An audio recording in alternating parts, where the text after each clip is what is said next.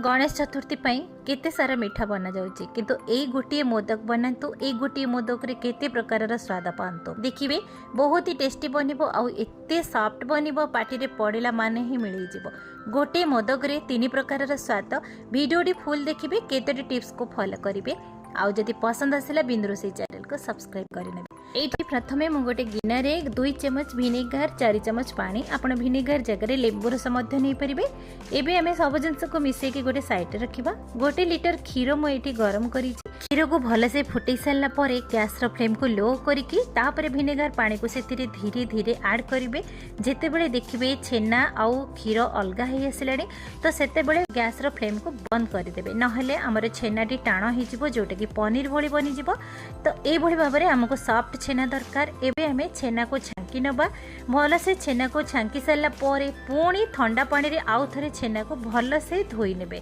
तार cooking process भी बंद हे जिवो आउ तार जो विनेगर रो खट्टा पानी भी बाहरी आसीबो।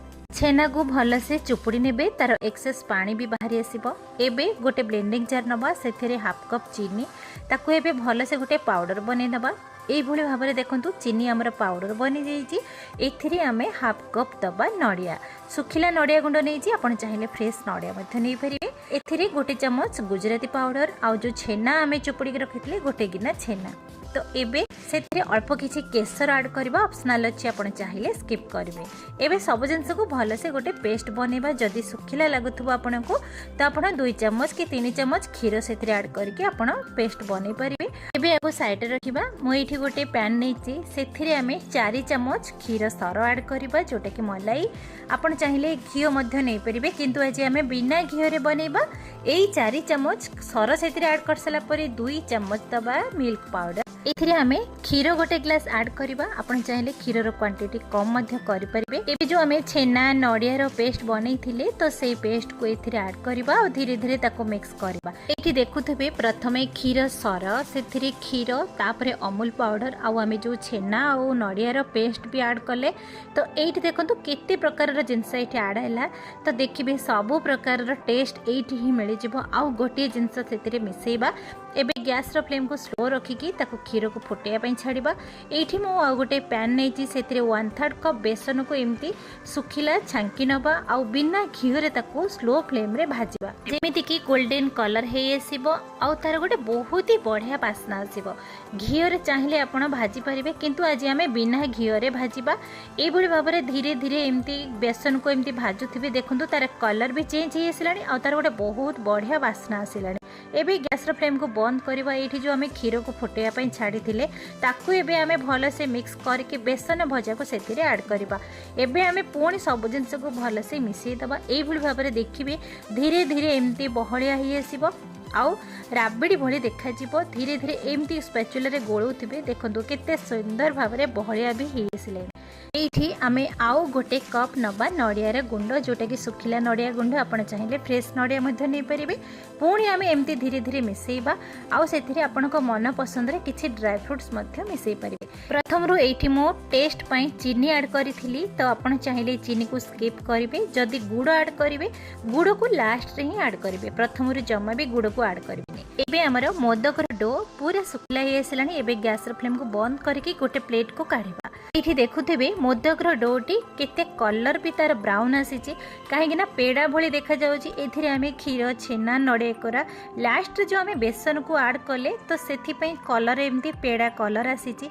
एई मोदक रे पेड़ा रो टेस्ट भी पाइले नडिया रो भी टेस्ट पाइले आउ बेसन लड्डू रो भी टेस्ट पाइले तो तीन प्रकार रो टेस्ट एई गोटी मोदक रे आउ देखिबा को भी पेड़ा भली। तो ना हैला पेड़ा मोदक आपण को मन पसंद रे कोन ना देबे मते कमेंट रे लिखिबे। ए भली भाबरे मु गोटे बॉल शेप रे मोदक रो डो को नै कि ताको एमती कोन शेप रे बनै कि आपण स्पैचुला सहायता रे किबा चामच किबा छुरी रो साइड रे एमती दाग लगै देबे देखिबे मोदक भली बनि जिवो।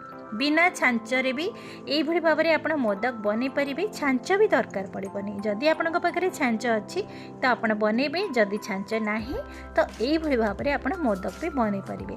तो सेम प्रोसेस रे मु पुणी एई भली भाबरे गोटे मोदक बनै कि देखैली तो आपण एई भली भाबरे सब एमती मोदक को बनै देबे। तो मु एठी मोदक सहित पेड़ा भी बनैची आपण चाहिले लड्डू मध्य बनै परिबे किंबा आपण एइभଳି भाबरे डो को गोटे टिफिन बॉक्स रे सेट करके आपण बर्फी मध्य बनै परिबे। आपनको मन पसंद रे जहाँ चाहिए ताहा बनै परिबे।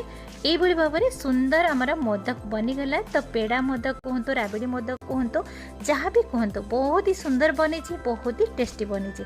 एइभଳି भाबरे मु सब पेड़ा भी बनै छी, मोदक भी बनै छी।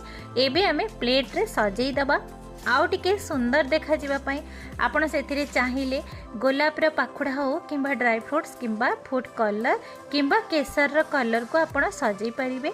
तो मु एठी फूड कलर थिला सेथिरे आमे टिके फूड कलर देकी ताको एबे टिके सुंदर देखा जीवा पई आमे ताको टिके सजई दबा। तो आपण को मन पसंद रे जेमिति चाहिए सेमिति सजई परिबे। तो बहुत ही सुंदर देखा जाउची हमर ए पेड़ा। आपण जहाँ भी मिठा बनातु किंतु मोदक तो निश्चित भाव में बनइबे कहीं ना गणेशंकर प्रिय होची मोदक। तो बनीगला आमर 3 प्रकार स्वाद रे भरपूर ए मोदक।